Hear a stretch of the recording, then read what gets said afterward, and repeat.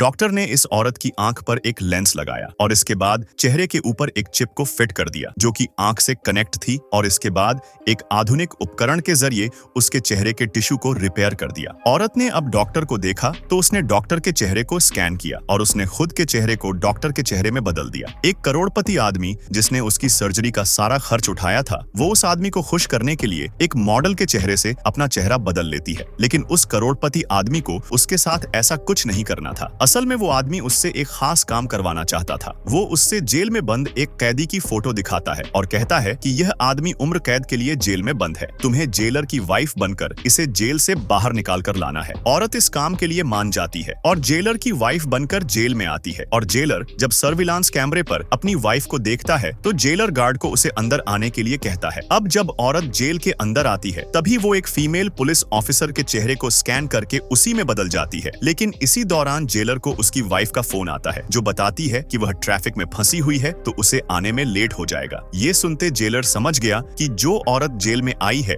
वह कोई बहरूपिया है, तो जेलर तुरंत गेट को शट डाउन करवा देता है और सभी फीमेल ऑफिसर्स को बुलाता है और एक एक करके उनकी जांच करने लगता है। लेकिन इसी दौरान वो औरत किसी और के रूप में बदलकर उस कैदी तक पहुंच जाती है और उस कैदी को जेल से भगाने में कामयाब हो जाती है। लेकिन जेलर जो अब भी उस औरत को ढूंढ रहा था, तभी उसके सामने उसकी पत्नी आती है और वह अपनी पत्नी को ही बहरूपिया समझकर उसे अरेस्ट कर लेता है।